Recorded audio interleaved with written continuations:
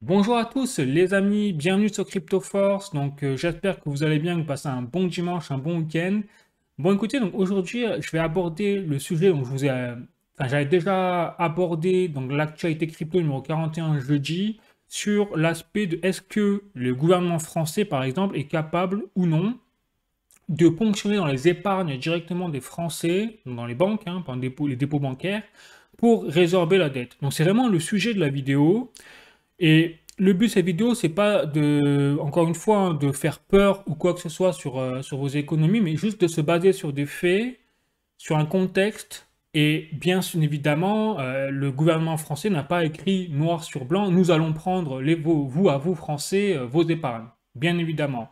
S'ils le font, il y a de fortes chances à parier qu'ils le feront soudainement. Parce que s'ils veulent prendre des sous dans les épargnes des Français, ils vont pas afficher en grand sur leur front, nous allons venir retirer vite vos épargnes français de vos banques parce que nous allons tout vous prendre. Non, donc on comprend bien, ça risque d'être soudain, et c'est pour ça que c'est le but de cette vidéo, c'est déjà de vous préparer éventuellement à une défense, sans évidemment, je ne suis pas un conseiller financier ni en investissement, c'est juste à titre informatif. Vous allez voir, je pense qu'il y a des choses très intéressantes, même au niveau financier, peut-être que vous ne savez pas, et qui sont quand même assez importantes à connaître à mon humble avis. Voilà. Donc, dans cette vidéo, nous allons aborder des cas historiques, c'est-à-dire est-ce que dans le passé, il y a des gouvernements au sein de l'Union européenne qui ont déjà été capables de ponctionner dans les épargnes de leur propre peuple avec l'accord de Bruxelles, c'est-à-dire de l'Union européenne. Vous allez voir, ça va être très intéressant. On va également aborder tous les mécanismes de la hausse des taux directeurs. Vous savez qu'en ce moment, on ne parle que de ça. Eh bien, on va voir justement leur impact sur la dette publique française pour voir justement pourquoi et comment le gouvernement français panique un petit peu en ce moment, on le sent sur la dette publique française. Justement, c'est à cause de la hausse des taux directeurs. Je vais vous expliquer tout ça.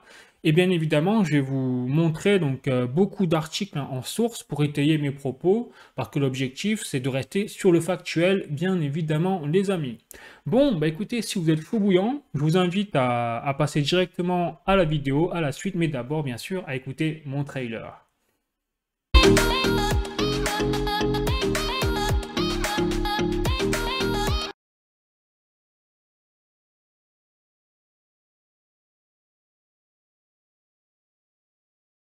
Et c'est parti les amis, donc là je suis sur mon site cryptoforce.fr, donc si vous voulez retrouver l'article, si vous préférez lire plutôt qu'entendre, il n'y a pas de problème.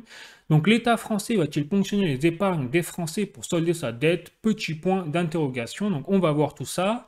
Donc je vais commencer par faire un petit rappel du contexte les amis, notamment au niveau justement c'est ça qui interpelle, c'est le changement de ton du gouvernement. C'est-à-dire qu'en temps normal, la dette, c'est justement une normalité. C'est-à-dire que la dette, c'est bon, c'est un moyen de financement, tout le monde s'en content, on a juste à relever toutes les années le plafond de la dette et basta, tout le monde est content. Aujourd'hui, ça a toujours été comme ça, on l'a vu par exemple pour le quoi qu'il en coûte du Covid, on a fait cramer les 300 milliards d'euros comme ça en une année. Et ça, personne n'a bougé une oreille, au contraire. Donc là, on va voir que comment ça se fait que le gouvernement qui était pro multiplication de la dette depuis quelques années est en train de changer totalement de fusil d'épaule, si je puis dire. Eh bien, c'est que déjà, la première chose, que ok, nous avons dépassé les 3000 milliards d'euros de dette. Donc déjà, je vous montre l'article pour prouver mes propos. Voilà, sur vie publique, vie.fr, dette publique, un montant dépassant les 3000 milliards d'euros. C'était au 19 juillet 2023, nous sommes précisément même à 3013,4 milliards d'euros au 31 mars 2023, avec un poids de la dette par rapport au PIB de 112,5%, ce qui est énorme. Voilà.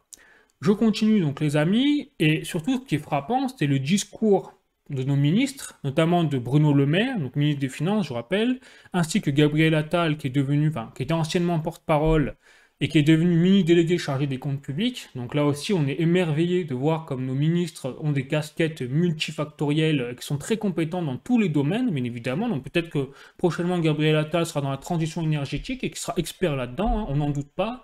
Donc voilà, donc ces gens-là nous donnent des leçons comme ça, avec des compétences formidables derrière. Nous sommes tous très heureux. Donc ces gens-là, effectivement, nous disent « Préparez-vous, les Français, à devoir faire un effort global pour résorber la dette française qui est devenue une urgence nationale. » Je ne fais que répéter les mots du ministre délégué chargé des comptes publics, anciennement porte-parole. Bon.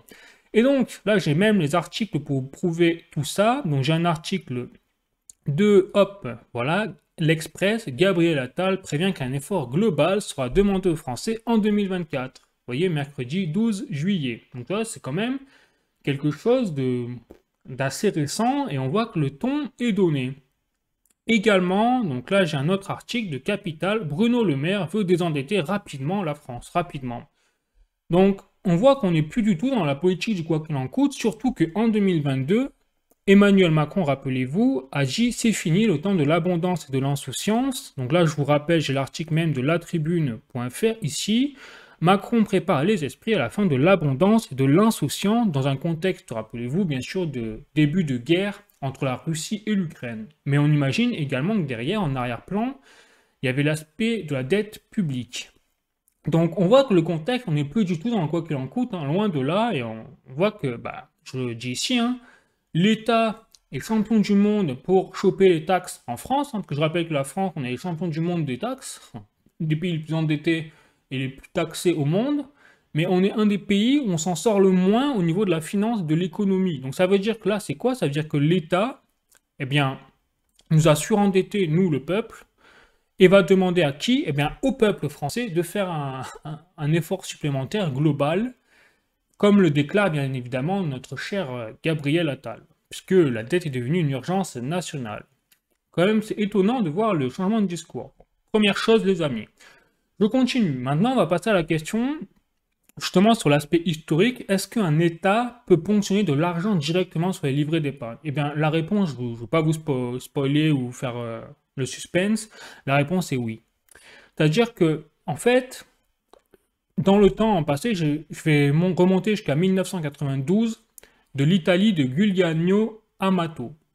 Et à l'époque, déjà, donc au sein de l'Union européenne, alors c'était pas encore l'Union européenne, hein, mais au sein de l'Europe, on avait déjà une politique où vous avez 0,6% de tous les dépôts bancaires des citoyens italiens qui avaient été prélevés pour soulager la dette italienne.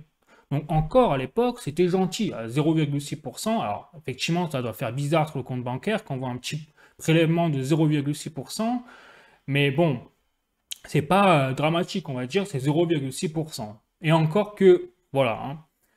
Mais le pire, c'est là où ça devient fou, c'est que plus récemment, maintenant en 2013, donc en 2013, je rappelle que l'Union européenne est formée. Or, la Chypre, qui fait un pays qui fait partie de l'Union européenne, je rappelle, eh bien, avait justement, souvenez-vous, traversé une crise donc, financière énorme, et notamment de la dette publique. Eh bien, quel a été le mode opératoire de la Chypre pour essayer de s'en sortir? Eh bien, ça a été de financer sa dette, justement, en prélevant sur tous les comptes de plus de 100 000 euros, eh bien, une ponction, voilà, un prélèvement à hauteur de 47,5%. Donc, je ne sais pas si vous imaginez, du jour au lendemain, si vous aviez, pour tous les montants de plus de 100 000 euros, 50% quasiment du montant a été prélevé par l'État et mis dans les caisses publiques. Donc, ça devait faire bien drôle pour les personnes qui avaient plus de 100 000 euros. Et pire que ça, et là encore, les Chypriotes ont échappé au pire, je pense, qui avaient un plan à la base pour ponctionner tous les comptes bancaires, même inférieurs à 100 000 euros, de 6,75%. Donc là, quand même, je vous laisse même imaginer le délire. Si, là, on parle plus de 0,6%. Déjà, on parle de 6,75%.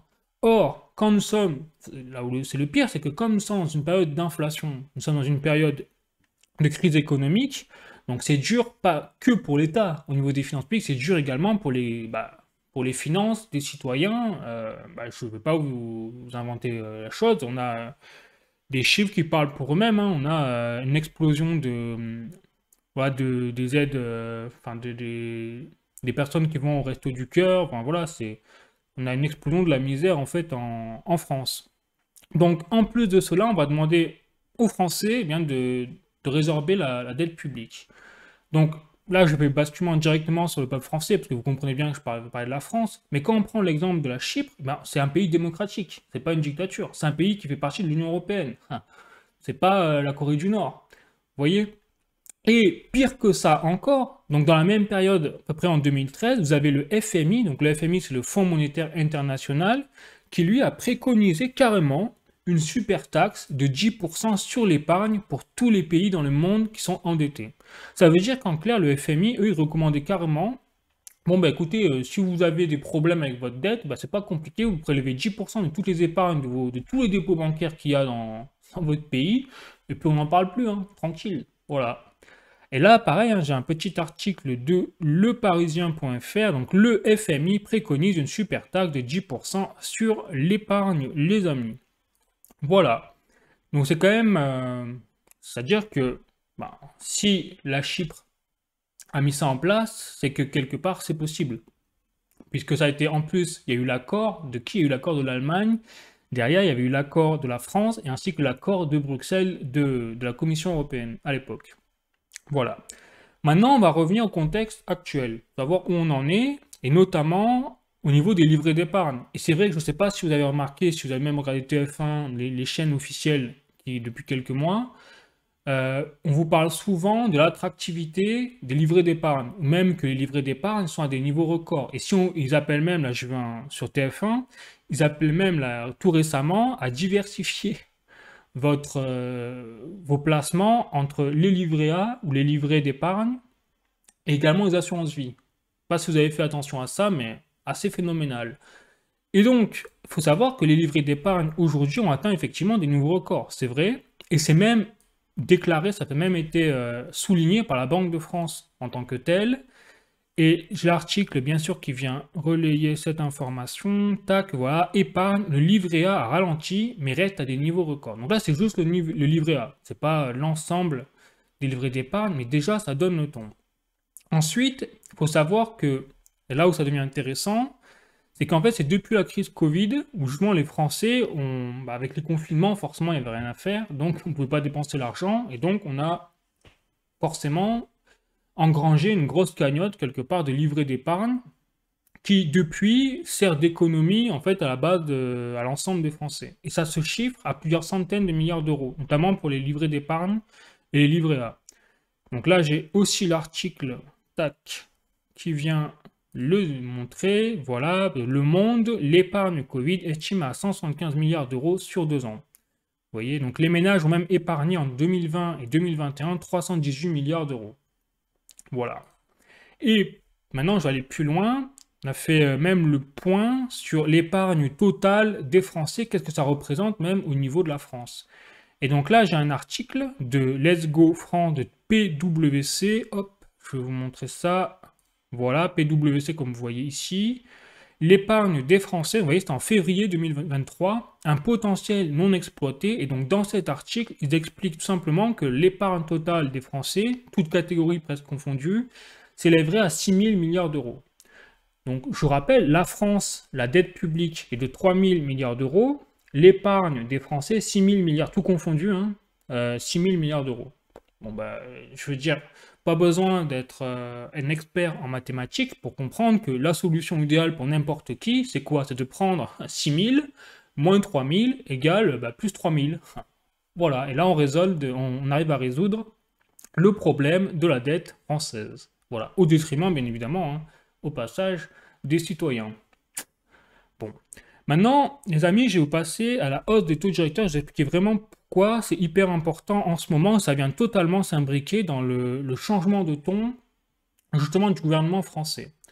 Donc, la hausse des taux directeurs, c'est aussi simple que ça complique le remboursement de la dette française. Voilà, aussi simple que ça. Et c'est pas moi qui le dis, c'est la Banque de France qui le dit.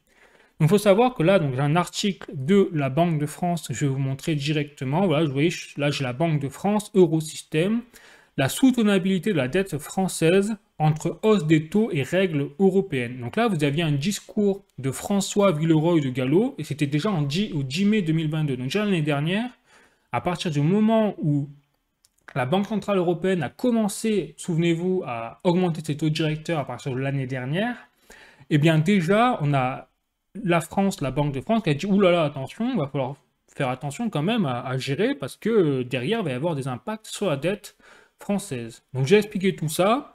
J'ai pris, vous voyez là, il y a ces deux graphiques. J'ai un graphique avec la charge de la dette en pourcentage du PIB, et j'ai un graphique avec le déficit public en pourcentage du PIB également. Donc en bleu, c'est la courbe, en fait, vous voyez, où il y a une plus grosse charge de la dette par rapport à la courbe en rouge où la charge est moins élevée. La courbe en rouge, c'est ce qui se serait passé avec un taux qui était anticipé par les marchés, mais sans augmentation vraiment des taux directeurs. La courbe en bleu, c'est la courbe où il y a un choc d'un taux au niveau de la hausse des taux directeurs avec une augmentation de 1%. Donc c'est directement, donc là ils disent, ils parlent de 100 points de base, c'est-à-dire 1% des taux directeurs. Et regardez la différence, c'est-à-dire qu'avec une hausse des taux directeurs de 1%, la courbe en bleu, vous voyez, elle prend elle prend quasiment 1 point. Voilà. Ça veut dire que la charge de la dette explose en fait à chaque hausse des taux directeurs. Et là encore, ce n'est que 1%. Mais je vous rappelle que depuis la hausse des taux directeurs de base depuis 2022, nous sommes désormais à 4% des taux directeurs de base. Aujourd'hui, nous sommes à un niveau record. Je vais vous parler de tout ça, bien évidemment. Et là, c'est très bien dit par la Banque de France, c'est-à-dire que pour chaque 1% de hausse des taux, c'est 40 milliards d'euros en plus qu'il y a à payer pour la France au niveau de sa dette. Ça veut dire que là, avec la 10e hausse des taux que nous avons eue, et rappelez-vous, je vous en ai parlé dans l'actu crypto numéro 41, eh bien, avec la 10e hausse consécutive des hausses des taux de la Banque Centrale Européenne qui a eu lieu jeudi de 0,25%, nous sommes désormais à un taux principal total de 4%. Donc vous voyez, donc 4%, ça veut dire que si vous faites le calcul, eh bien aujourd'hui, avec les taux directeurs que nous avons, eh bien c'est 160 milliards d'euros en plus par rapport à la normale que nous avons à payer pour la dette française. Voilà. Donc c'est-à-dire que le poids de notre dette, il a littéralement explosé. Littéralement. Et donc là où ça devient inquiétant, c'est que cette politique-là de hausse des taux directeurs, elle est loin d'être terminée. C'est ce que je vous disais dans l'actualité crypto numéro 41, c'est que on voit bien que là, on a déjà une hausse de l'inflation qui est en train de repartir. C'est-à-dire là, en août 2023, on a une inflation en France qui est repartie à 4,8%. Et on a déjà des statistiques sur les prix de l'électricité qui sont prévus à la hausse dans les mois à venir, puisque le gouvernement a supprimé son bouclier tarifaire. Donc on aura au minimum déjà une inflation sur les prix de l'électricité obligatoirement. Je ne parle même pas des prix du pétrole qui sont en train d'exploser au niveau du Brent en ce moment à cause de la politique des BRICS. Donc tout ça combiné fait que je vous invite vraiment à voir ma vidéo sur pourquoi et comment en fait on risque de se reprendre une deuxième vague d'inflation. J'explique vraiment tout dans cette vidéo-là. Je vous invite à voir si ça vous intéresse, bien évidemment. Et puis sinon, écoutez, on continue, mais déjà, ça veut dire que si on continue à augmenter, si nos banques centrales européennes, si elles continuent à augmenter les taux directeurs, eh bien, ça veut dire que le poids, vous l'avez compris, le poids de la dette va continuer à augmenter de hauteur de 40 milliards d'euros par pourcentage de hausse des taux. Voilà. Donc, à ce rythme-là, eh bien, comme on n'est pas sorti de l'auberge avec l'inflation, on aura encore de nouvelles hausses des taux et donc on aura encore de moins en moins de marge de manœuvre pour rembourser nos intérêts de la dette publique française pour le gouvernement. Voilà pourquoi il panique un petit peu déjà, on comprend mieux, au sommet de l'État et que le quoi qu'il en coûte, déjà, c'est terminé. Bon, on a une réponse à ce niveau-là. Maintenant, on va parler de... Effectivement, c'est aussi pour ça que je fais la vidéo en ce moment, c'est parce que, comme je vous l'ai dit, il y a la loi de programmation sur les finances publiques qui arrive, donc là, qui doit être votée en septembre, et qui va planifier pour les budgets pour les prochaines années. Donc je crois que c'est jusqu'en 2026, si je dis... Alors je dis peut-être des bêtises à ce niveau-là, mais en tout cas, au minimum, pour 2024, on l'a compris. Donc déjà, là où c'est fou quand même, c'est qu'avant même d'avoir sorti le vote pour la loi, que dit Elisabeth Borne? Alors là, je vous présente un article, effectivement, j'ai oublié de vous le passer, mais ça explique justement la hausse historique des taux directeurs, où on en est. Vous voyez, le taux principal, le taux directeur est porté à 4%, etc. Bon, voilà. Maintenant, j'ai un article de Les Échos, Finances publiques, le gouvernement se prépare déjà à un nouveau 49.3. Donc l'exécutif veut faire adopter en septembre sa loi de programmation sur les finances publiques qui avait été rejetée par le Parlement déjà en décembre de l'année dernière. Donc devant l'opposition de LR, le recours au 49.3 paraît inévitable aux yeux de la majorité, et ce fera lors d'une session extraordinaire. Ça veut dire que là, on a vraiment un gouvernement qui est en roue libre en total, et c'est-à-dire que on a 99% des citoyens français qui sont dirigés par une petite poignée de 1%, mais sans qu'il y ait vraiment l'accord, en fait. C'est-à-dire que peu importe hein, que les citoyens, 99% soient d'accord ou pas, c'est les 1% qui décident. Donc déjà, j'invite tous ceux qui disent que nous sommes en démocratie à vraiment réfléchir sur cet aspect-là. Je pense que là, nous avons nous ne sommes pas effectivement en dictature, hein, sur le plan technique, totalement, mais on voit bien que sur le fond, dans la démarche de choix des lois, etc., nous sommes bien en dictature, il faut le dire, puisque c'est 1% qui décide à l'encontre des 99%. Ça ne s'appelle pas du tout la décentralisation, ça s'appelle la centralisation, et donc une forme d'autorité sans être une dictature totalement, bien évidemment. Voilà. Donc c'est quand même assez faux hein, ce qui se passe, on est vraiment dans un délire total. Et ce qui est fou, c'est que, donc là, si en lisant bien sûr évidemment cette loi, il n'est pas question, il n'y a pas marqué noir sur blanc que l'État se prépare à ponctionner, bien sûr, les livrets d'épargne des Français pour résorber la dette. Par contre, ce qui est prévu, et c'est là où ça donne quand même le ton, et là, ce qui m'a mis personnellement la puce à l'oreille, effectivement, avec d'autres événements, d'autres recherches, d'autres articles, c'est cet article-là que je vous montre, de Le Monde en plus, vous voyez, Le Monde, utiliser l'épargne du livret A pour financer la construction de nouveaux réacteurs nucléaires sans débat public, c'est inacceptable. Par contre, c'est à l'ordre du jour. Donc là, ce qu'on voit arriver, c'est que s'ils sont capables d'utiliser de près ou de loin l'épargne du livret A pour financer ce genre de projet, qu'est-ce qui les arrêterait sur le fond légalement, juridiquement, pour faire la même chose, mais pour financer le projet, enfin, je dis bien projet hein, pour rigoler, de l'absorption de la dette publique française. Rien du tout. Voilà. Et là, le danger. Donc, ça veut dire qu'en fait, il n'y a pas de... C'est pas légal dans le sens propre que le gouvernement pourrait ponctionner les épargnes des Français, mais ce n'est pas non plus illégal. Voilà. Donc, ça veut dire que... Ben, en même temps, je l'ai déjà dit, hein, mais ils vont pas créer sur tous les toits, s'ils prévoient vraiment de faire ce genre de choses, ils vont pas dire, bon, les amis, les Français, on va à telle date prélever X pourcentage, peu importe, sur vos livrets d'épargne parce que nous sommes dans la mouise et nous avons fait n'importe quoi avec votre argent, et aujourd'hui, c'est à vous de faire un effort global. Ben, ils vont pas dire, cette date-là, vous allez voir, soyez gentils, hein, laissez bien vos épargnes sur vos comptes bancaires, soyez bien des moutons, et on va se servir chez vous. Voilà, donc bien compris qu'ils sont plutôt malins. Leur intérêt, s'ils font ça, ça va être de ne pas le dire et de prendre par surprise. Et ce serait pas étonnant même qu'ils le fassent un samedi, voire même un dimanche, et que les banques soient de connivence. Parce qu'il faut savoir une chose également, c'est que les banques, lorsqu'il y a eu l'événement à Chypre, eh bien, avaient justement gelé le pourcentage dédié, donc c'était 47,5% supérieur à 100 000 euros, là je vous ai dit, eh bien ces montants-là avaient été gelés au préalable, et quand il y a eu l'annonce, eh bien les Chypriotes ne pouvaient plus bouger leur argent, puisque leur argent était bloqué, si vous voulez, sur leur compte en banque. Et les virements électroniques étaient suspendus jusqu'à nouvel ordre, entre guillemets. Voilà. Donc on est dans un monde assez fou quand même. Et j'ai même l'article de Challenge qui le montre. Alors je vous montre ce dernier article. Voilà, Challenge. Les Chypriotes stupéfaits que leur épargne soit ponctionnée. Vous voyez, ils n'ont pas été préparés. Hein. On voit, c'était assez soudain. Vous voyez, au 16 mars 2013. Donc on voit que c'est quelque chose vraiment de possible hein, au sein de l'Union européenne. Donc là, l'objectif de cette vidéo, c'est pas de vous dire qu'est-ce qui va se passer. Je n'en sais rien. Je n'ai pas de boule de cristal, je vous le dis.